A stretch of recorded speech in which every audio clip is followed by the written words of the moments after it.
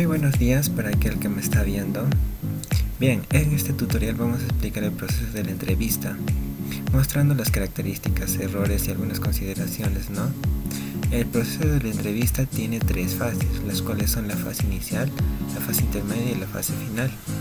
Empezando con la fase inicial, tenemos, ¿qué es la fase inicial, no? Estos son los momentos iniciales en cuando la persona crea la primera impresión, ¿no?, sobre el entrevistado y sobre lo que va a ocurrir en el transcurso de la entrevista, ¿no?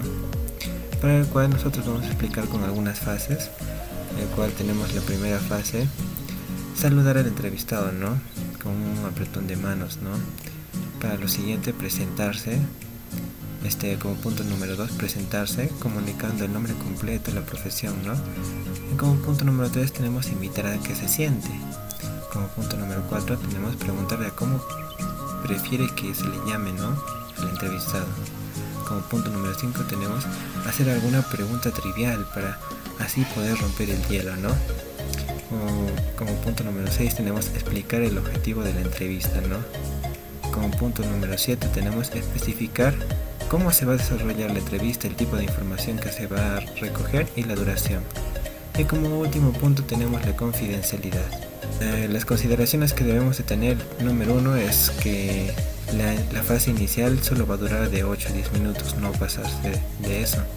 Como punto número 2 tenemos establecer rapport, que es que tenga un ambiente confiable, ¿no? Como punto número 3 tenemos la confidencialidad, como ya dijimos. Ahora pasaremos a la fase intermedia, pues la fase intermedia es una de las partes más importantes de la entrevista, ya que en ella nosotros obtendremos información relevante y precisa. Asimismo, llegaremos a identificar el problema de acuerdo a cómo nuestro paciente nos vaya contando su motivo de consulta. Asimismo, elaboraremos una hipótesis o una posible hipótesis de acuerdo al problema, ¿no? Seguidamente, tener que considerar en esta parte, pues inicia con un motivo de consulta por el cual ha venido nuestro paciente. Asimismo, realizar una anamnesis. La anamnesis es tal vez la parte más importante, como otros autores consideran, ya que de esta dependerá si nosotros realizaremos una buena entrevista o una mala entrevista al recopilar información necesaria y precisa. Pues considerar que no es necesario hacer todas las partes de una anamnesis, sino recopilar aquella información que es precisa de acuerdo al caso que se nos presente. Asimismo, considerar que en esta fase no tiene que haber tal vez un cambio brusco entre la fase inicial y la fase intermedia, sino tiene que ser fluida, ¿no? Fluida tiene que ser esta fase.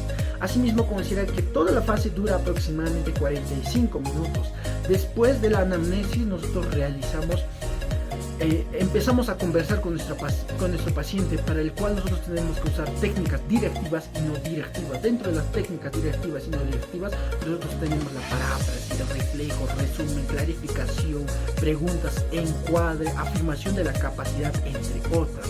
Asimismo, considerar que hay que escuchar con mucha atención a nuestro paciente y a realizar preguntas abiertas y cerradas. Algunos errores frecuentes que se cometen en esta fase es, pues, de pronto perdemos el control de toda la entrevista, o perdemos mucho tiempo cuando hacemos autorrevelación, o de pronto no siente el paciente que nosotros le damos empatía hacia él.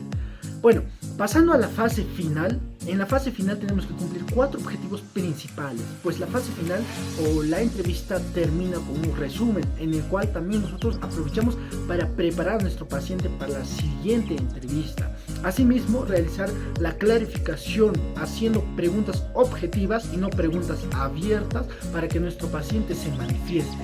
Asimismo, realizar algunas tareas y designar la cita siguiente, pero si en caso nosotros tenemos que derivar, pues hay que hacer en esta parte, ¿no? Asimismo, finalizar siempre con una frase positiva para que nuestro paciente se vaya contento de nuestro consultorio. Asimismo, pues considerar que esta fase aproximadamente dura entre 10 a 12 minutos.